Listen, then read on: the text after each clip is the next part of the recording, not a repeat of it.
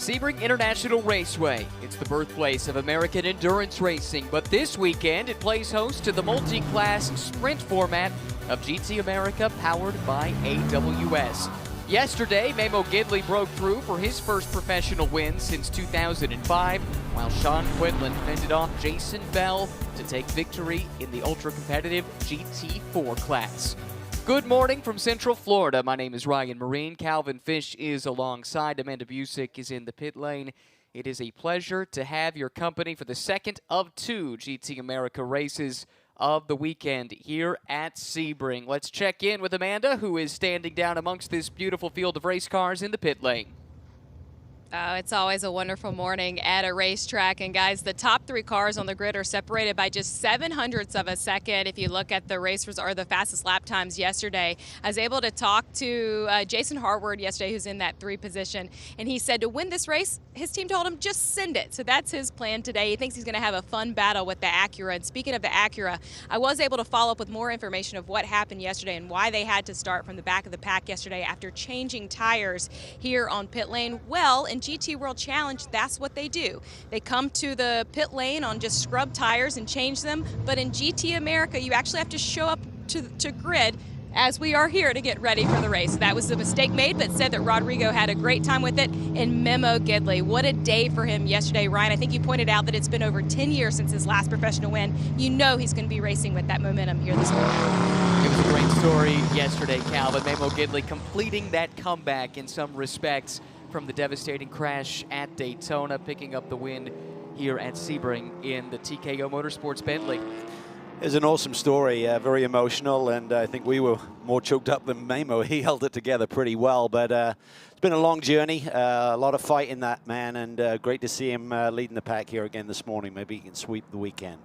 We should note off the top that this is a non-points exhibition race for GT America powered by AWS. This entire Sebring weekend is a makeup date for the canceled race at Canadian Tire Motorsport Park earlier this season. However, GT America was not scheduled to take part in the Canadian round of the SRO America's season. Instead, they were scheduled to, and indeed did, race on the streets of Nashville in conjunction with the IndyCar race weekend there.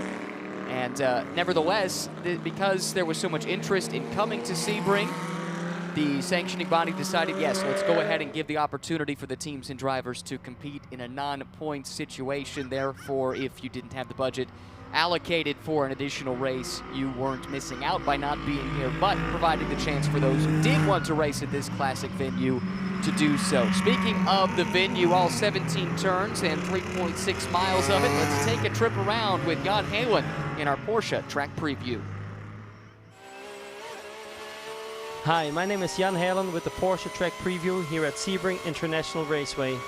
Onto the front stretch here at a bumpy Sebring racetrack. Into turn 1, 5th gear, high-speed corner, quick step on the brake, 4th gear, back to power, using up all that track here on the exit, trying not to drop a wheel in the dirt. Into turn 3, down the 2nd gear, left, right, left, into turn 5. Very low grip here at the start of the weekend. Big corner here, big exit onto that back stretch. And then into turn 7, which is one of the slowest corners on the track, 45 mile an hour, so a great opportunity to make some moves. Braking deep here at the 300, down the 1st gear, good apex there, and then back to power, through the S's and into turn 10. Turn 10 again, a hard brake zone, into 2nd gear, and a very bumpy braking here. Hard on the brakes, down the 2nd, and then back to power in this into this long left-hander, really fun corner. Flat out, 3rd, 4th, and then into a tricky brake zone, braking and turning at the same time.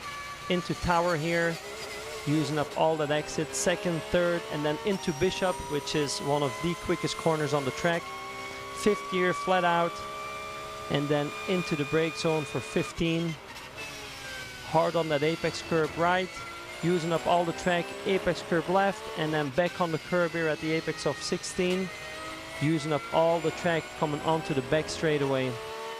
One of the most important corners on the track, long straightaway following that turn 16, and then into 17, Super fun corner, very bumpy on entry and exit. Late on the brakes here, close to the end of the wall.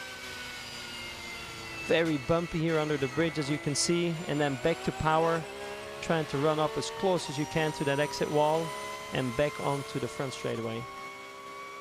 Calvin, you don't usually hear the adjectives flat and bumpy to describe some of the world's greatest road courses, and yet Sebring is held in such high regard, and those are probably the first two adjectives you hear when you talk about Sebring. Yeah, it is quite the challenge, and I think for someone like Jan Heylens, who's been coming here for so many years and had so much success, he loves this place. But for new drivers coming to this venue, it is really an eye-opener, and you really have to get your head around it. We're now, of course, day 4 of a 4-day weekend, so a lot of practice and qualifying has taken place, races yesterday, so I'm sure the drivers are gradually getting accustomed to these massive bumps, and as he said, turn 17 is a fun corner, but if the car's not working, it is not fun. Trust me, I've been there, and something that's going to try and pitch you into the wall.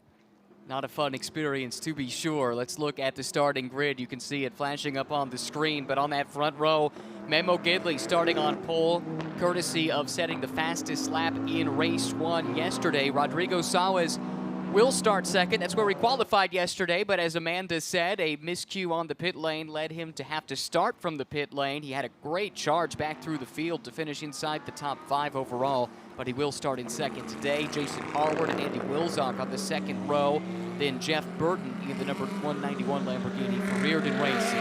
Then starting 6th will be the lone GT2 car in the field. That's the GMG Racing entry for Elias Sabo. Jason Daskalos in the final GT3 car in the field will start in 7th. 8th will be the GT4 pole sitter, yesterday's winner, Sean Quinlan. Jason Bell right behind. That's how they finished yesterday. Starting 10th, Scott Noble. 11th, Chris Cagnazzi. Ross Schwest will start 12th. In the 7th row of the grid, Christopher Gumprecht and Adam Adelson starting 13th and 14th. Paul Keebler and Gray Newell 15th and 16th. Matt Rivard in that brand new Ginetta from Dexter Racing starts 17th, alongside Alan Stad and Samir Gandhi starting 19th. And shotgun on the field here today. Excited to see what race 2 has in store. We had a lot of drama, and that battle for the GT4 lead late in the race of race 1 yesterday, Calvin, was absolutely fascinating. Yeah, it was intense. Sean Quinlan hung on there yesterday. The BMW has a little bit more straightaway speed than the Aston Martin that Jason Bell is obviously piloting. But watch for Scott Noble. He was only a tick off for those guys yesterday, and he'll line up 3rd in the Nola Sport entry, the green Porsche Cayman. So this could become a 3-car battle for GT4s, and there's plenty more behind those guys that if they step their pace up just a little bit, will be right with them. And we heard the advice to Jason Harwood to just send it, starting in the 2nd row. Now, they do have to temper that aggression a little bit, because this is a team that typically has 2 chassis split between GT America and GT World Challenge America, but because of an accident at Road America, they are down to just a single chassis to use in both races here this weekend, so can't afford to have a miscue in this race that could potentially affect the 2nd one later on today. Another update from the pit lane with Amanda. Well, that TKO Motorsports endeavor with Memo Gidley kicked off in Road America racing here again this weekend. And as we saw the emotional win yesterday with Memo, you got to share that with him, Darren. When you came in for the hug, what was it like having that special moment? You know what, it was really neat. I was really proud of Memo, and he and I have been teammates over the years in previous racing. So, you know, with everything that's gone on with him, with his incident several years ago at Daytona and his history, we were so proud to get him there and give him the win. So it was really neat. It was a cool feeling. Thank you, dear. Yeah.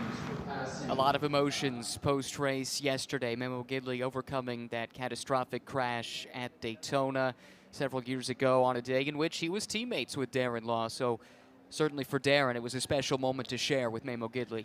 Yes, big bond between those two drivers. A lot of support from his teammates, Memo, when he had that massive crash. And it's been a long journey, as we said, but here we see him again at the sharp end of the grid, which is pretty cool. About time to go racing for the 2nd time this weekend. GT America powered by AWS. The Lamborghini Urus accelerates away. The field under the control of the front row. That's Rodrigo Saez, who qualified 2nd in the Compass Racing Acura. Memo Gidley in the Bentley, starting alongside row 2. Jason Harwood and Andy Wilczak. Jason Daskalos and Sean Quinlan back in row 4. Row 3 is Elias Sabo and Jeff Burton. Green flag flies. here at Sebring. And Memo Gidley sure accelerates green. away, and I think they might have waved this one off. Well, there were some games being played there. It looked like Salas was really trying to tease Memo Gidley into going, and now we see Salas trying to reassume his front row grid position. So we were watching it tails away there a little bit, so I'm not exactly sure what transpired there, but nonetheless, we're going to wave this one off. Clock should start, as you can see at the top of the screen.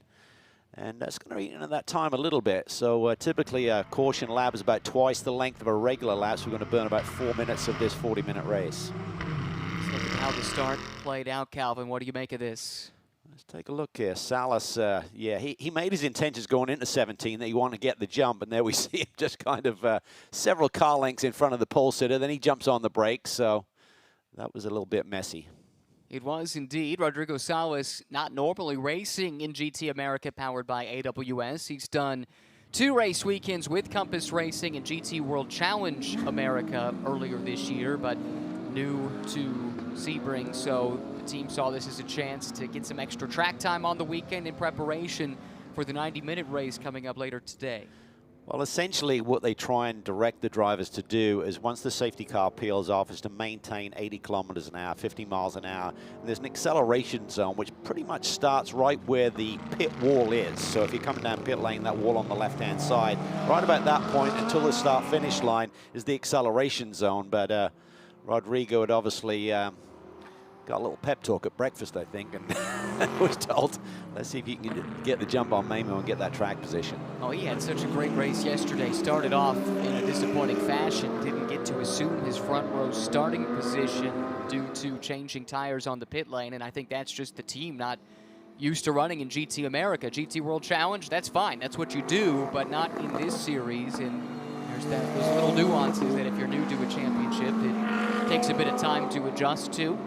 He had to come from the very back, starting in the pit lane, and managed to come all the way through the GT4 field, past Elias Sabo in the GT2 car, and had a 4th place result overall yesterday, which was remarkable given the handicap that he was handed at the start. And the reason they do that, I would imagine, this is my take on it, is that you don't want to have teams to have the expensive tire warmers and blankets and use that advantage of putting relatively warm tires on the car right before you take off on the formation lap. So I think that's the reason they say you've got to come to the grid on your starting tires. So that has to be done back in the paddock area. And obviously the Compass team running in GT World Challenge America have that facility to use, and they just don't want to have that team have an advantage over some of just the GTA runners. He actually did one spot better than I gave him credit for. Finished on the podium, 3rd place in race 1 yesterday. Starting alongside Memo Gidley. Let's try this again. Just over 3 minutes into the 2nd race of the weekend due to the wave off, coming to take the green for effectively the first time after the wave off the first time by. That's Tom Hansing in the flag stand. He displays the green this time, and we are racing. Big move from Andy Wilczok in the Flying Lizard Porsche to the left of the screen. Harward coming from the 2nd row of the grid to the inside of Salas, and he sent it all right into turn 1. He grabs P2. Is that Daskalos down to the inside? Looks like he got a massive jump as well. So Salas thinking about grabbing the lead. He could be down in 3rd or 4th position as we get through half a lap. Salas trying to come back on Jason Harward. Can't get it done in Christensen curve. Has to back off, and now has Jason Daskalos giving chase. It looked like Wilczok might be primed to make a good start there in the Lizard Porsche, but has to fall back into 5th, and a change in position for the lead in GT4 as Jason Bell got around Sean Quinlan. That's something he tried all race long to do yesterday, but this Aston Martin here from 2nd on the grid has taken the class lead. Yeah, and I bet Andrew Davis, his co-driver in Sprint X competition, gave him a little bit of a pep talk this morning, saying try and get that drag position, lay down some laps, and then you won't be frustrated by the straightaway speed of that BMW like you saw yesterday. It looked like there was a chance that this was the faster of the 2 cars yesterday, but Jason just could not find a way by Sean Quinlan. Sean slots in 2nd, and right behind, looked like that's Chris Cognazzi running in 3rd in the Rentec Motorsports Mercedes-AMG GT4. Yeah, he's had a good start for Scott Nobler. We thought maybe challenge these front runners here. He's dropped to 4th position from 3rd on the grid, so a bit of work to do. But for Jason Bell, these are the subtleties of racecraft and learning how to race that you suddenly get into. You've got the speed now, you've got wins underneath your belt, and you've got the confidence. Now it's all about execution, grabbing that jump at the start and then putting down this opening lap like he's doing so far to try and gap yourself and take yourself out of the potential catch-up mode of that BMW down these long straightaways here. Looking at Roche West looking racy. He was trying to make a move on Cognazzi, it looks like, but slipped back. Noble able, actually no, yeah, that is the case. Drop back a little bit there. Cognazzi starting to reel in Sean Quinlan, though, down the Ullman Straight into Sunset Bend for the second time at speed. Quinlan holding that second spot. Cognazzi tried to take it away. There you see turn 17, really loading those outside tires through there. You look at the, particularly early in the going when the tire pressures are not up, we see Scott Noble here getting a big run on Cognazzi, ducks it down to the inside for turn 1, takes that position away, so he's a man on a move here. But you can really see how much load there is on those Pirelli P0s, and what I was getting to the point is you've got to be careful when the tire pressures are low that you don't just literally peel a tire off the rim. Nice move there from Noble to get back to the inside of Cognazzi and retake the third position. That's where he qualified. Had a difficult start to the race yesterday and dropped back somewhat, but showed some good pace throughout the course of the race. Ultimately coming home in 4th, trying to do one better in just his second weekend racing in GT America, powered by AWS so far this year. Here comes Cognazzi, taking a look to the inside. He wants that position back from Noble. Yeah, cool little battle there. You got the BMW leading the Porsche, you got Mercedes, you got an Aston Martin there. Just a real melting pot of different brands here in GT4 this year. But look at these opening couple of laps that Jason Bell is putting together. I'm sure he got out of the car yesterday and just felt very frustrated that he had a potentially faster race car. Couldn't do anything with it. Great job and performance by Sean Quinlan in positioning that BMW, not making that critical error and opening up the door. So for Jason Bell, I'm sure he slept on it last night and said, I've got to get the track position. Well, he's coming into this weekend with a great deal of confidence with 2 class wins from pole at Watkins Glen. Those were breakthrough wins for Jason, and that brought him right back into the championship picture, just 15 tallies behind Sean Quinlan. But of course, no points being paid here this weekend, as we chronicled earlier. Championship with 2 points-paying races remaining at the Indianapolis Motor Speedway in 2 weeks' time. What an awesome view that is again. You come under the bridge there at the apex of turn 17. Got to commit to the power, and you just feel it all the way through the corner. You're always waiting for that little moment you got to catch the race car. It seems to me when I drove here, I always seem to hit the bump slightly different, even as precise as you were trying to get the turn-in point. Rodrigo Salas just set the CrowdStrike fastest lap of the race the last time by. That Compass Racing Acura NSX GT3 Evo is the fastest car on the racetrack at the moment, trying to reel in the Zalus Motorsport Lamborghini just up the road. Trying to not let Memo Gidley get too far ahead. This is exactly what Memo did yesterday, building that big lead early. Every time he started to look threatened, he pulled out another fast lap and rebuilt that gap, and ultimately never really was challenged in round 2. That memorable race win, first one in over a decade. Well, that's where the experience kicks in from Memo Gidley. He can really recall so many moments in his career where he has had the point of the race, the pole position, potentially front row start and getting the jump. And just having that confidence on relatively cold tires. Pressures aren't up, tires aren't into their sweet spot, but just pushing the car and having the confidence in your own ability that you've got that natural car control to just catch those moments you're going to endure during that opening lap. Salas, though, is the man on the move. Started on the outside of the front row. Drop back at the start. Starting to find that rhythm. And one thing to keep an eye on, he certainly was coming on strong as the race progressed yesterday and going to the Fanatec GT World Challenge America, powered by AWS race yesterday. We saw the Racer's Edge Acura also getting stronger and stronger as the race progressed, as the stint went longer. It seems like perhaps that car a little bit easier on the tires than some of the others. Yeah, great point. It certainly does seem very strong on a long green flag run. Relatively short race here today, of course, 40 minutes, but we lost a little chunk of it at the front side with that wave off on the initial start. Chris Cognazzi now falling into the clutches of Roche West after losing that position a few moments ago to Noble. Now runs 4th in GT4. Roche West has 3 podiums in a row with this brand new team that debuted 2 weeks ago at Watkins Glen. 3R Povolato Racing. in this championship, finishes on the podium in each of the races at Watkins Glen, on the podium again yesterday, and now pressuring Chris Cognazzi here for 4th. Yeah, very impressive with that group making the switch to the Aston Martin Racing platform, kind of putting together their new team, and immediate results at the last rounds of the championship at Watkins Glen. But look at this performance by Jason Bell. I mean, he's just got the hammer down. He's now gapped the competition by nearly 4 seconds in just 4 laps around this circuit. So his fastest lap of 14.4. The rest of the runners running mid to low 15s. Scott Noble looking racy as well. He's run down race 1 winner Sean Quinlan. Now Sean showing off some of the defensive skills that were on full display yesterday. It appears to have balked Noble a little bit, and that's let Cognazzi slip into the mix. Noble forced to be defensive through Big Bend, and now taking that defensive line into the braking zone for the hairpin. Seems like these GT4 cars can run over the bumps there on the approach down to turn 7. We see some of the other classes here this weekend kind of do that little move out to the middle of the road and then back online to turn in. But these cars are just very compliant, have a little bit of aero, not like a GT3 car, but certainly aero help is significant. Comparing and contrasting the experience levels between Quinlan and Noble. Quinlan's been at this for several years now, a former champion in GT4 competition under the SRO umbrella going back a couple of years, has won a lot of races. Scott Noble still very new to the pro racing scene, has experience racing in Porsche Club of America, but only 2 races so far this season in GT America, both at Road America, a 4th and a 3rd, so he has the speed. The NOLA Sport team is extremely accomplished. It's impressive, though, to see what a quick adaptation he's made into the pro racing ranks.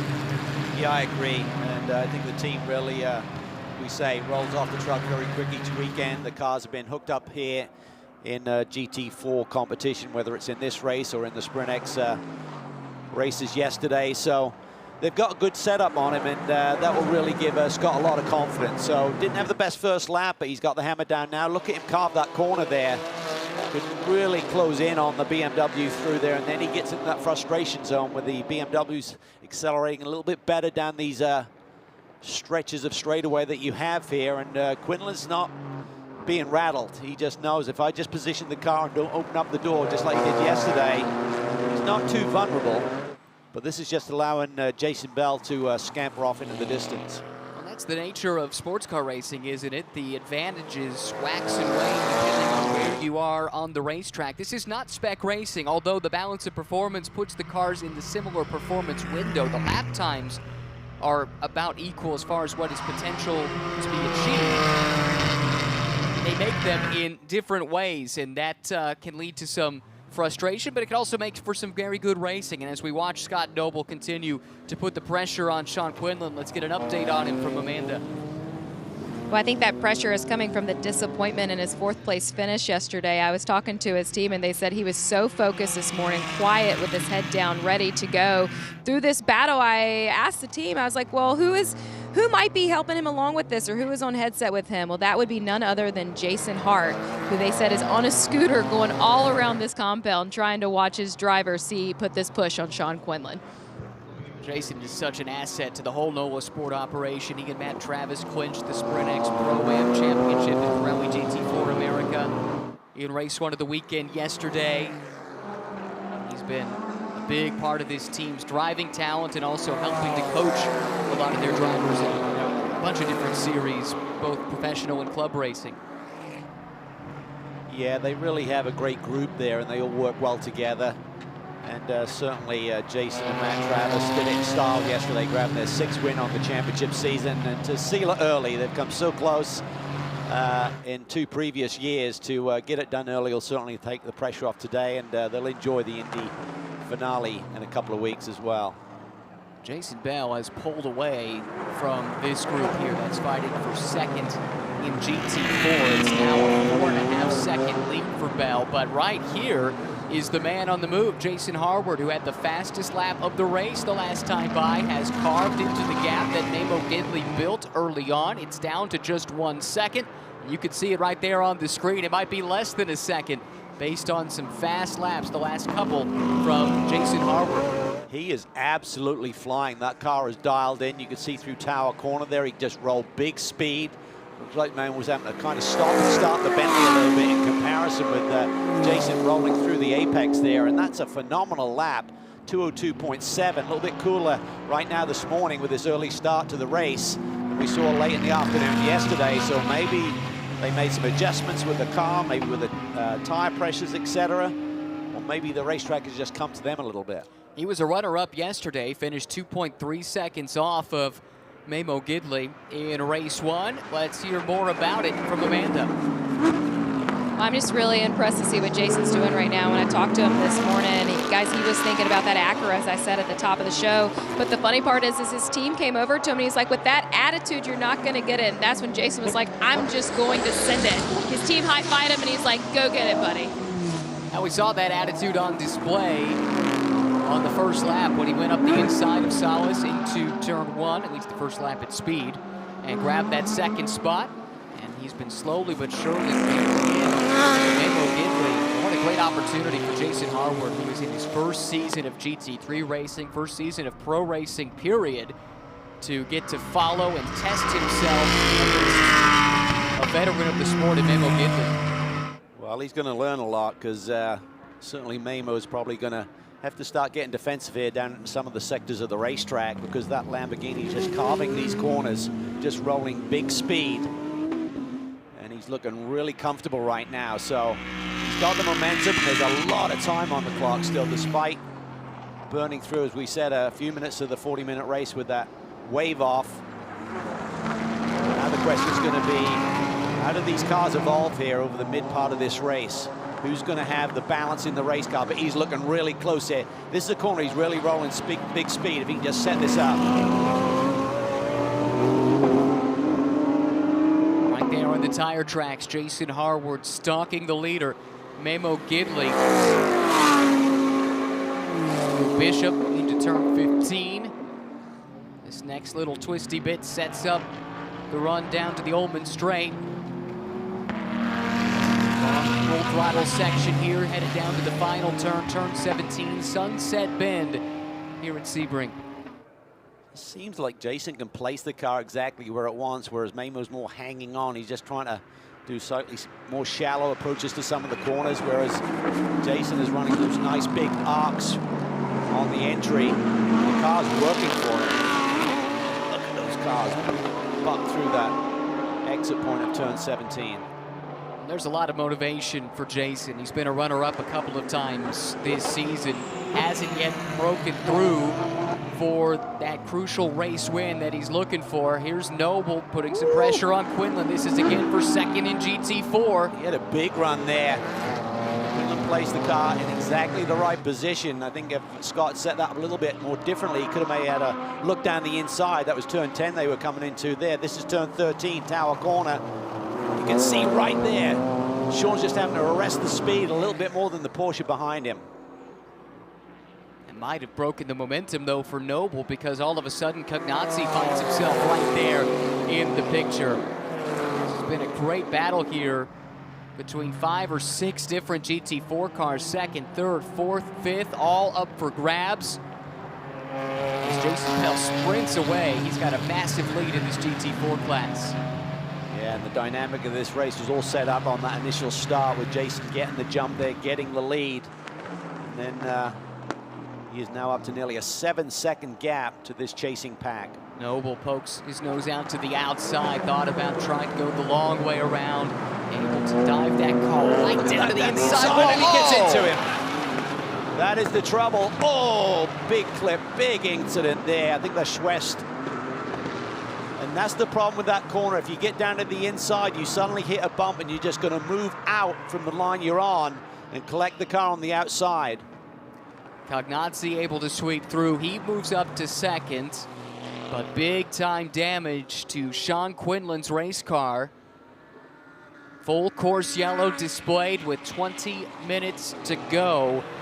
Contact in turn 17. Noble and Quinlan fighting for the second spot in the GT4 class. They come together right at the apex. And Ross Schwest an innocent bystander, but caught up in the melee. Heavy damage to his 3R Povolato Racing Aston Martin as well. Yeah, I mean, the Porsche tucked it to the inside, but the problem is you're then running almost like an identical radius to Sean Quinlan on the outside, and you hit a bump and it just jumps the car over a few inches. And you don't have those inches to play with. Let's take another look at it here. This is the brake zone for 17. And watch Scott there, he just tucks it down to the inside. And right there, he just gets on the bump. It's not Sean tightening up the corner. It's impossible to do that. Your momentum is going to force you a little bit wider, but it did the same thing to the Porsche on the inside, and they just glanced off each other. It's probably the slightest of touches, but enough to turn you when you're fully loaded and going through the bumps. Absolutely amazing that Chris Gumprecht was able to weave his way through that. That was the blue Mercedes that you saw narrowly missing this car of Sean Quinlan, and then also the Roche West car that ended up in the tire barrier. Somehow, some way, he made it through. Hearing reports, we're not sure there was in fact a touch, so we'll have to see if we can get a closer look. Sure if Sean just lost it. I mean, if he saw him and he just maybe didn't want to give him too much room and just tighten his hands a little bit, that could certainly loosen up the rear end, but I initially thought that obviously Nobler just touched or grazed. And it doesn't take much. It could be the slightest lean at that critical point in the corner. And especially as the cars are bounding over those bumps as well, it makes them even more vulnerable to just the slightest bit of contact sending you around. But to your point, not sure we did definitively see contact, so we shouldn't rule out the possibility that there wasn't any. It's going to set up an interesting dynamic. Hopefully there's a quick cleanup and we can get some good green flag running before the checkered flag here this morning. But Salas was on the move. We talked about Howard's fastest lap. Well, Salas just ran a 2:02.8 to close in on the leaders. So that Acura running in third position, the number 77 Compass Racing machine, has got pace. Gidley just trying to hang on here, and also for Jason Bell, who had such a healthy lead in GT4. They'll essentially go away, and then the question is how much of his tires did he use up in that burst there through the first half of the race. Cagnazzi, when we go back to green, will be in the second position, the 39 Rentec machine. So Chris Cagnazzi was able to navigate that minefield, and he comes out in second. Watch that yellow car coming through the picture. He's able to sweep around and in the second Mercedes of Gumprecht. That is amazing. Yeah, I mean, we talked about Cagnazzi missing it, but Gumprecht, he missed both of them. That's the Rentec team, and you have to say, I mean, they're smiling, and it's not because of the misfortune for others, but they have had such bad luck this year. You remember at Road America, one of these GT America races, there was some fluid on the track, and a couple of their cars were damaged heavily. I think in at least one instance, a chassis was written off, and they very nearly lost two more in that incident, and I'm sure the lives flashed before their eyes a little bit because they've been in that situation several times, and it didn't quite turn out so well. Cosmo was in the middle of that group on the pit box, and he was smiling. He gets to race still. That's a right. little bit later this morning. Well, that's a good point. Next race coming up at 10:30. And the one car definitely affected by that is the 3R Povolato Racing car that appeared to take some heavy damage into the tire barrier, Roche West. That is a car that is used in both GT America as well as Pirelli GT4 America. And the 3R team is going to have a lot of work to do to ensure that car can take the start. Quinlan's car didn't look too bad. You could see a little crumpling of that rear structure where the bodywork had been torn away and reveals the chassis, but don't think it got into the suspension, so that could be a big save for them with that car. Well, and going quickly back to the 3R Povolato Racing story, the reason that team exists is Roche West and Aaron Povolato, they were racing with Rentec at Road America. Theirs was one of the cars that was heavily damaged, and that forced them, when they knew that car wasn't going to be ready for Watkins Glen, to get this Aston Martin chassis prepped and ready in less than a week. And they had such a good weekend at Watkins Glen, and now caught out once again by something not of their making. You really have to feel for them, all the hard work they put in. This is a car I'm very curious about too.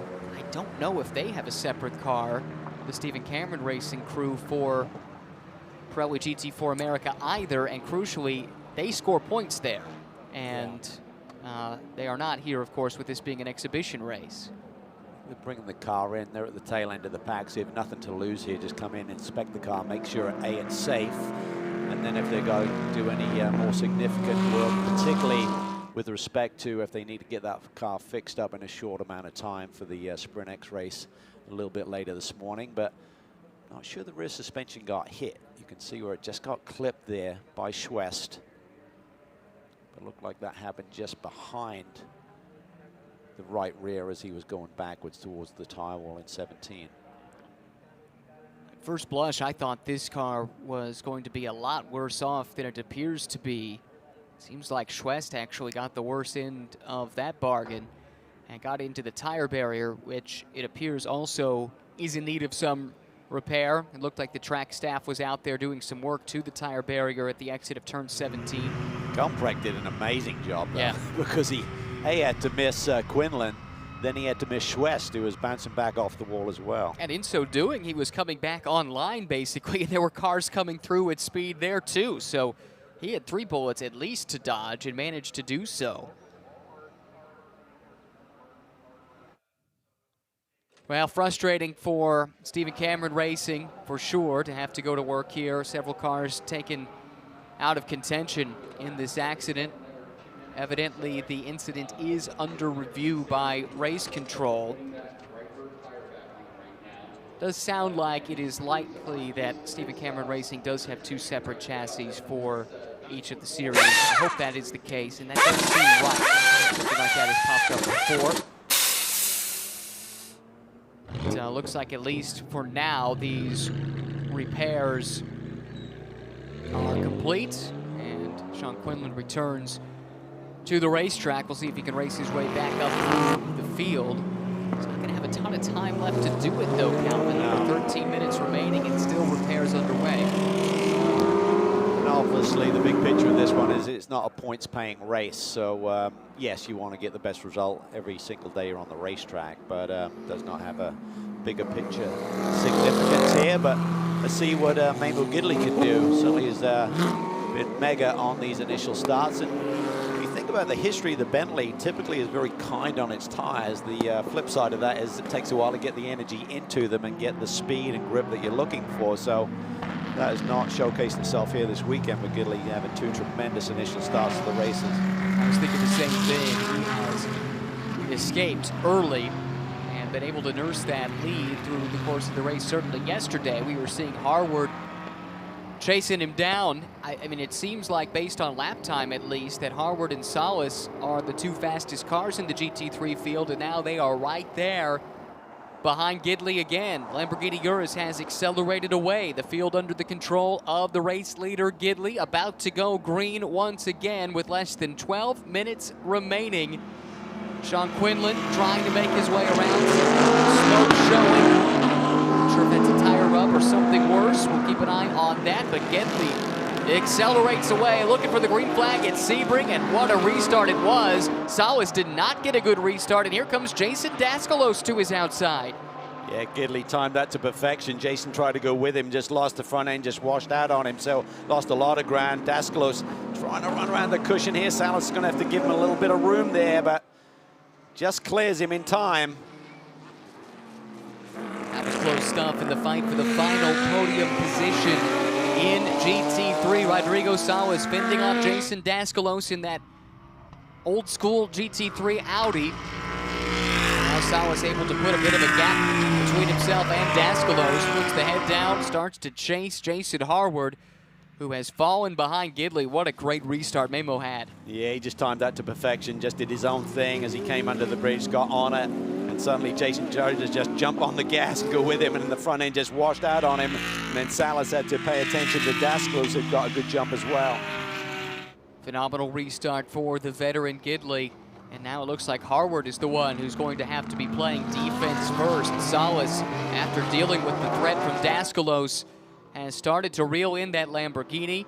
And we'll see, do these two start to fight it out amongst themselves, or is there a little cooperation, at least for a few minutes, to try and run down Gidley? Salas's car looks really good. It looks like it's got the grip early in this restart here, so he could be the man on the move. Gidley's got a nice lead here to play with, and Harwood may have to pay more attention looking in his rearview mirror rather than focusing forward on Gidley, because Salas is really flying. Jason Bell continues to lead in GT4. Chris Cognazzi runs second. Under pressure, though, for Noble, who has been trying all race long to take that second position away. First, it was from Quinlan.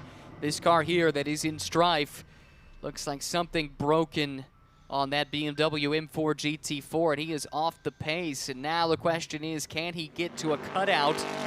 We can park that car out of harm's way so we can stay green.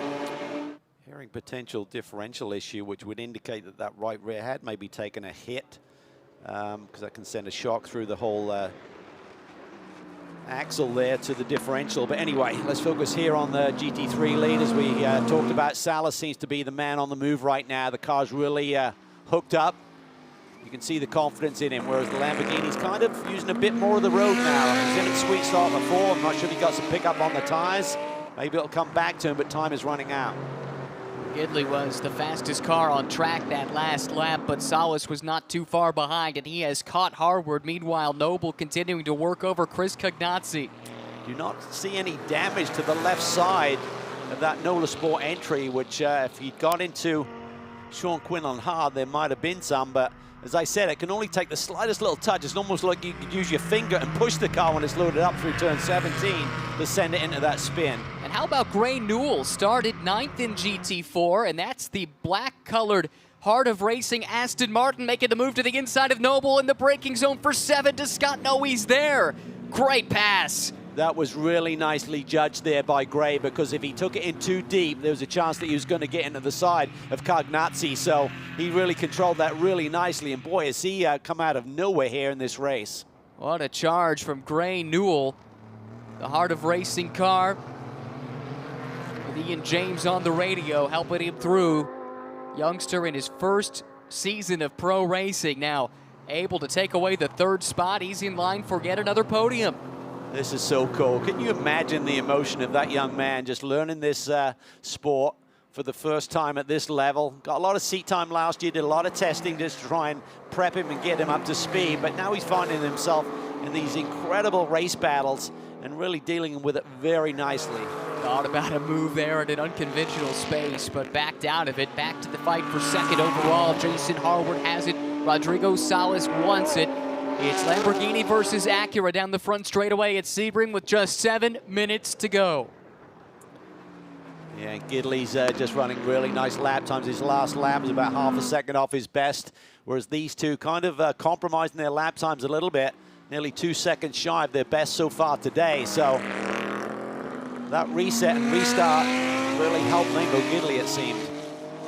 Jason Harwood has responded nicely, able to match the times of Salas. Not quite on the pace that Gidley is displaying, but certainly turn 1 there, this first sector of this lap, it's been Harwood with the advantage, and Salas doesn't seem to quite have that same pace. Now, I wonder if Harwood got some pickup on his tires. He really seemed to be struggling for a couple of laps here when we went back to green to really keep the car tracking through the corners. He's using a lot more of the road.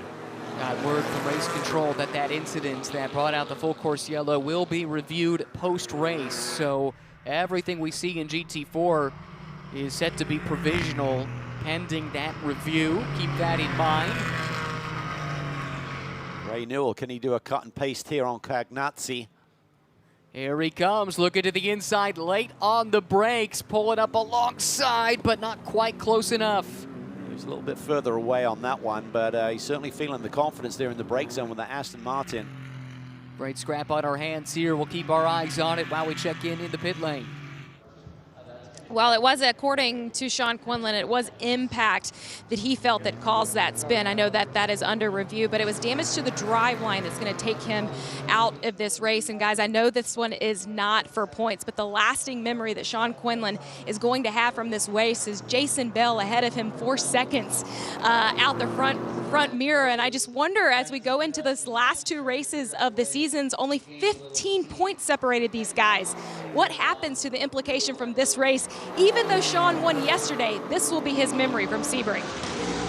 I'll chew on that in a moment. Here comes Gray Newell taking a peek up the inside of Cognazzi once again. He thought about it in that spot last lap and didn't pull the trigger. That was a little bit closer. Somehow they make it through.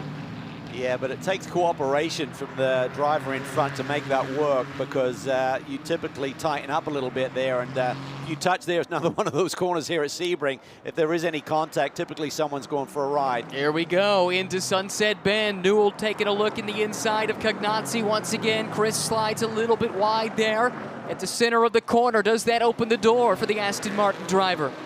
He's doing a really nice job. Really tight racing here, and he's not making that critical error, Gray Newell, in terms of pushing it too much, but he's in a podium position. He wants a little bit more, gets to the inside for turn one. Can he roll the speed? Just feeling it out. He feels these situations out, just doesn't overcommit, but this time Noble's going to get a run on him. No change at the front of the GT3 field, so we'll keep the focus here. Second, third, fourth, and fifth in GT4, all running together. Newell struggling to get off that corner a moment ago, now falling under attack once again. Noble trying to snag that third spot back. Just got to regroup here a little bit. Probably got to get a little bit defensive. Down with his line into the brake zone. Cognazzi should be clear and free on this particular lap. Up front, Jason Bell continuing with the same form that he displayed at the start of this race. Laps about a second clear of the rest of the field. However, Gumprecht having escaped, probably had a chance to catch his breath. He's running really quickly there in the back of the screen here, currently in the 5th position in that blue and black Mercedes. Noble all over the rear wing of Gray Newell. Watch for Gumprecht. He's showing a lot of pace right now. He could catch this group and fight out for a podium. Chris Cognazzi running second now with a bit of breathing room after being under assault the last 2 laps from Gray Newell. The tables have turned for the young man, Gray Newell, who now needs to fend off the charge from Scott Noble. Remember, Noble in this Porsche, part of that incident that will be reviewed post-race, but he can't worry about that. Now he just needs to get the job done and let the stewards decide what they will when the checkered flag falls.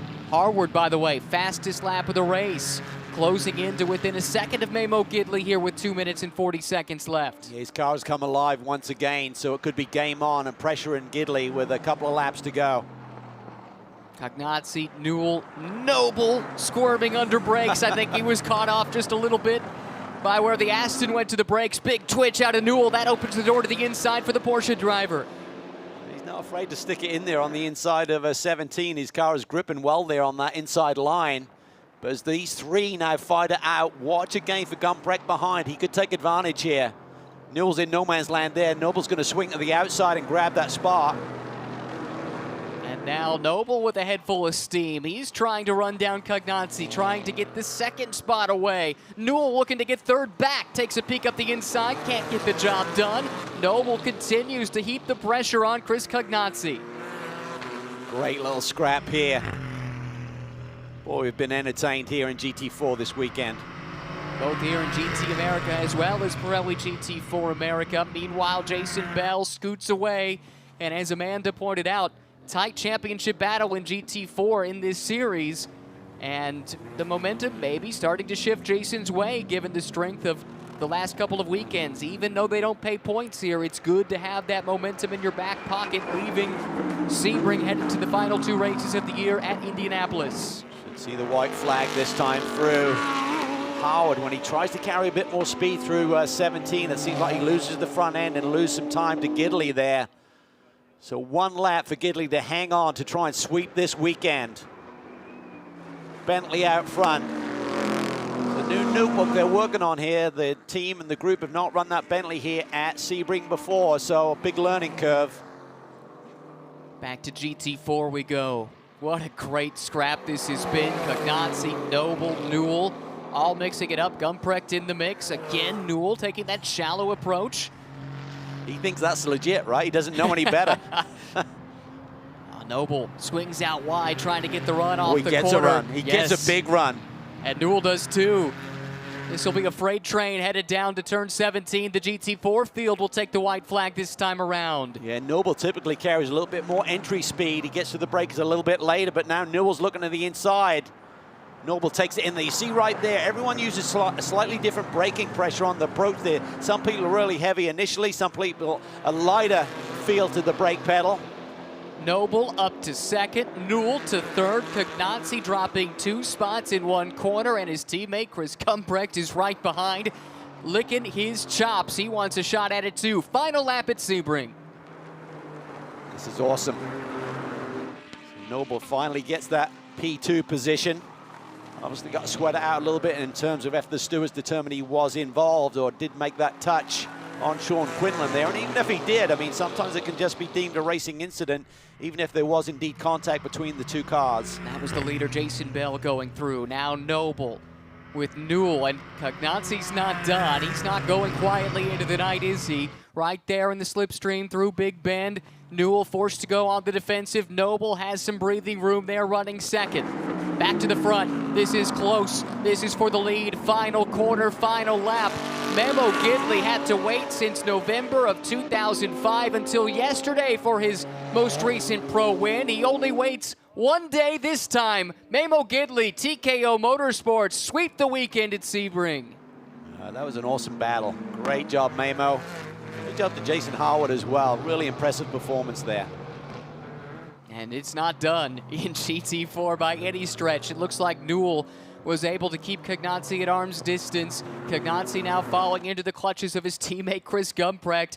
Meanwhile, it's all happening in the rearview mirror for this man, Jason Bell. What a run of form he's been on in GT America competition. Yeah, we just felt if he could break through, he could take it to the next level, and he just seems to be driving with such confidence and poise and not making the mistakes. And this is displaying itself in another victory potentially here today, and probably got a lot of fans here this weekend in terms of family and friends, because he lives just up the road in Tampa. It's a home track for Jason Bell. He has a lot of laps here, but it's been a few years. It's been primarily in single-seaters as well, but it's treating him nicely in the move to GT cars. Jason Bell finished a frustrated second yesterday. The bridesmaid no longer. Jason Bell comes around turn 17 and takes the checkered flag, and victory in race 2 of the weekend here at Sebring. Scott Noble through turn 17 cleanly. He will take second provisionally, pending the review of the incident that brought out the full course yellow at the halfway mark. Gray, Newell, Chris Cognazzi, and Gumbrecht completing the top 5. That was a great show. Really, really good stuff in both GT3 and GT4.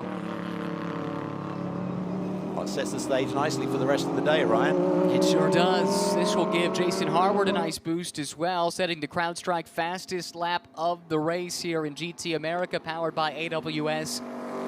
I'm sure a little bit frustrated to be the runner-up once again. He's finished in that position a few times this year, looking for that first win, but he has another race yet to run today in GT World Challenge America, the 90-minute 2-driver format.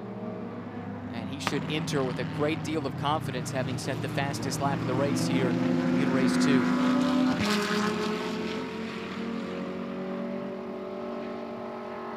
Now this GT America series, it's a new concept here in 2021, but in a lot of respects, it's a return to the roots with mixed class racing, GT3 and GT4. And from the first race of the year at Sonoma, it has put on a show consistently at all kinds of different tracks, whether we're talking about the tight confines of Sonoma or the street course at Nashville, flowing high-speed circuits like Elkhart Lake and Watkins Glen, or here on the bumps at Sebring. This has been great stuff all year. Yeah, and the multi-class racing always throws a few curveballs at you with traffic at a certain stage of the race, so just a fun one. And for some of these drivers who have been doubling up today, it's the ultimate warm-up, right? I mean, there's nothing like dusting off the cobwebs first thing here on a Sunday morning. There's several that fall into that category. Jason Harwood is one. Rodrigo Salas is one. Elias Sabo, Jason Bell, Gray Newell. Just on down the line, the vast majority of these drivers are participating in multiple series here this weekend. Memo Gidley is not one of them, but he comes away with a pair of first-place trophies. Fantastic stuff for Memo, who wins by just over 0.3 of a second over Jason Harwood. Rodrigo Salas completes the podium. Third for the second straight day for the Compass Racing driver, then Jason Daskalos and Andy Wilczak in fifth. Down at the bottom of the finishing order, though, these two cars had a rough day. They were involved in the caution that came out at the midway point of the race, and heavy damage, it would appear, to both the Stephen Cameron Racing BMW and the 3R Povolato Racing Aston Martin. Yeah, I think we believe that the Stephen Cameron Racing team have a backup car, and the damage could probably be fixed in the time anyway. But for Schwest and Povolato, that's probably going to have bigger consequences for them today. Look at this, Memo Gidley climbing out of the Bentley. It's a right-hand drive car, so it's a bit of a different look climbing out of that side of the vehicle. And hugs all around with his TKO Motorsports team that have helped him get back into the pro racing ranks. His first pro race after the big accident came back in 2017 at Sonoma in a World Challenge race. And it's been a long climb back into the cockpit, but not a long wait between trips to the top step of the podium. He did it less than 24 hours ago. Yeah, pretty cool. Just a wonderful weekend for him to break through. He had fun at Road America, finished runner-up, and got involved in the incident with the oil on the track there in race 2. But this is really a fun one to watch and see. For him to come back after this long road of recovery and be performing at this sort of level as his age, now 50 years old, is really, really remarkable. Fantastic venue, Sebring International Raceway, and that's the Turn 7 Hotel overlooking the famous hairpin at the birthplace of American endurance racing. But sprint racing is right at home as well, as we saw over the course of that 40 minutes. Memo Gidley winning overall, and Jason Bell in GT4. We'll be hearing from them here shortly. Looked like a little bit of work going on once again on the tire barriers in turn 17 following that incident. Still a lot of racing still to come today. Touring cars up next, TC America, 9:30 Eastern Time. And a whole slate of racing on the schedule. More on that in a moment. First, let's go to Victory Lane and Amanda. And you guys just missed Jason Howard and Memo going back and forth saying, you were on it, you were on it. So a great race. Thank you for as a spectator. We appreciate that. But Memo, you swept the weekend here at Sebring. When you leave here and reflect on this success, what will be your leading emotion? Well, I do know where the podium is now, so that's awesome. But the 101 TKO Motorsports Bentley Continental was just awesome. I mean, it's we were under pressure as the run went on. Like we definitely had a disadvantage after a few laps, and so I had to work really hard to stay out in front. And but 2 wins. This track is like the Bentley. It's a raw beast, and this track is the same. So it's awesome to win it here in the TKO Bentley. Congratulations. Thank you very much. Thank you, guys. I like that analogy. I do too. Of the track. I do too. Definitely fitting. And big smiles all around. Memo Gidley back in Victory Lane where he belongs. I know that was a win yesterday that made some waves. I saw on social media a lot of people really excited to see Memo break through, and to have him do it again shows it's certainly no fluke. Every race he's been in so far this year, the one kind of strange one at Road America, race 2 there that you mentioned earlier, notwithstanding, he's been right on the pace. Yeah, and it's great to see Bentley back in GT3 competition here on North American soil. And hopefully we'll see him a lot more next year. Let's hope that this turns into a full season effort. Let's hear from Jason Bell, the winner in GT4. We're still with Elias Sabo down here, and Elias was like, this thing has so much power. What was the most fun about taking back out here with the GT2 here in Sebring? Yeah, you know, after Nashville, it was, you know, challenge to get back in the car, but came back out, new car, and this track is so much fun. It's really bumpy. It's just like Nashville, but this thing has so much power. So down that back straight through 17 and down into 1, you just feel the acceleration. It's such a thrill. Great to see you again, Elias. Thank you, Amanda. Have a nice day. He brings up a good point. It's great to have him back after the crash at Nashville. It was a big one. Basically wrote off his previous chassis, the GT2 spec Audi, and they had to go to work to source a new one, get it ready to go, do some testing, and comes away with a nice solid result once again here at Sebring. Let's hear now from Jason Bell. Amanda is standing by.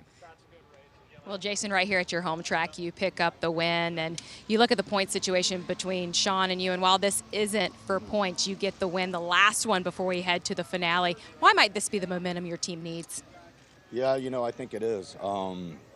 Sorry to see what happened to Sean, but yesterday I, pretty much drove the whole race behind him. He was, hitting his mark. So today I just had to get in front of him, and I did that. And yeah, I think this. I mean, I don't think he'll admit it, but I think it's in his head. So, I plan on going in Indy and hopefully sweeping that weekend and taking the championship. Thanks. Thank you. A lot of confidence on display, and why not? You look at his last 4 results, and there are 3 wins and a second. So Jason Bell is riding a wave of momentum right now. And I think Jason has that personality where it can turn into that confidence and ability to go out and do exactly what he said. I'm going to go to Indy, sweep the weekend, and see how the chips fall. It's been a fun weekend of racing for GT America, powered by AWS at Sebring. The championship comes down to the wire. A pair of races at the Indianapolis Motor Speedway in 2 weeks' time. We hope you tune in for that one. Thanks so much for joining us here this weekend. So long for now.